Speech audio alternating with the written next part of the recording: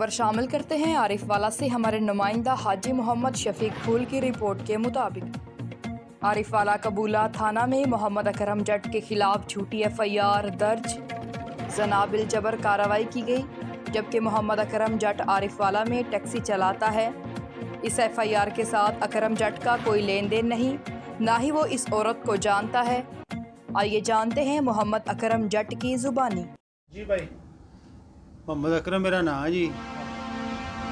मैं 209 ਦਾ ਰੈਸ਼ੀ ਆ ਲਾਟ ਦਾ ਜੀ।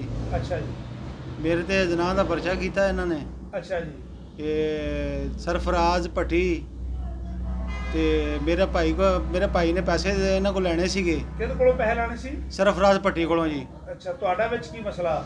ਮੇਰਾ ਉਹ ਭਾਈ ਸੀਗਾ, ਪੇਟੀ ਭਾਈ ਸੀ। ਅੱਛਾ ਜੀ, ਇਕੱਠੇ ਹਾਂ, ਕਿਵੇਂ ਡਰਾਈਵਰ ਚਲਾਉਂਦੇ ਹੋ? ਭਰਾ ਸੀ ਉਹ। ਅੱਛਾ ਜੀ, ਤੇ ਉਹਨੇ ਪੈਸੇ ਲੈਣੇ ਸੀ ਤੇ ਉਹਨੇ ਉਹਦੀ ਗਵਾਹੀ ਮੈਂ ਦਿੱਤੀ ਆ। ਪਰਚੇ 'ਚ ਗਵਾਹੀ ਤੁਹਾਡੀ ਹੈ? ਹਾਂਜੀ, ਅੱਛਾ ਜੀ, ਉਸ ਗਵਾਹੀ ਦੀ ਵਜ੍ਹਾ ਨਾਲ ਸਰਫਰਾਜ਼ ਭੱਟੀ ਉਹਨਾਂ ਨੇ ਕੋਈ ਸ਼ਾਹਨਵਾਜ਼ ਦੀ ਬੀਬੀ ਹੈ, ਸ਼ਾਹਨਵਾਜ਼ ਕਲੋਨੀ ਦੀ? ਕਲੋਨੀ ਦੀ ਬੀਬੀ ਹੈ ਕੋਈ ਜੀ। ਅੱਛਾ ਜੀ, ਉਹ ਜਨਾਹ ਦਾ ਪਰਚਾ ਮੇਰੇ ਤੇ ਕਰਾਇਆ, ਉਹਨਾਂ ਭੁਗਤਾਈ ਹੈ ਨਾ। ਪਰਚਾ ਕਿੱਥੇ ਹੋਇਆ?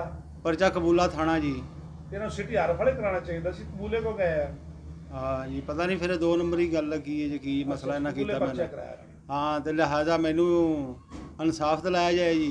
ਠੀਕ ਹੈ, ਹਾਂਜੀ, ਤੁਸੀਂ ਕੀ ਕੰਮ ਕਰਦੇ ਹੋ ਹਰ ਫੜੇ? ਮੈਂ ਟੈਕਸੀ ਚਲਾਉਣਾ ਜੀ। ਹਰ ਫੜੇ ਸਟੈਂਡ 'ਚ? ਹਾਂਜੀ, ਮਿਹਨਤ ਮਜ਼ਦੂਰੀ ਕਰਨਾ। ਕੀ ਨਾਮ, ਨੰਬਰ ਤੁਹਾਡਾ, ਮੋਬਾਈਲ ਨੰਬਰ ਕੀ ਹੈ? 0306 ਜੀ, ਹਾਂ, 54 39 455 ਜੀ। ਕੀ ਨਾਂ ਕੀ ਹੈ? ਨਾਮ ਮੁਹੰਮਦ ਅਕਰਮ ਜੀ। ਕਿਹੜੇ ਪਿੰਡ ਦੇ ਰਹਿਸ਼ੀ ਹੋ? 209 ਦੇ ਲਾਟ ਦੇ ਜੀ। ਦੇਣ ਨੂੰ ਫਿਰਦਾ ਹੈ।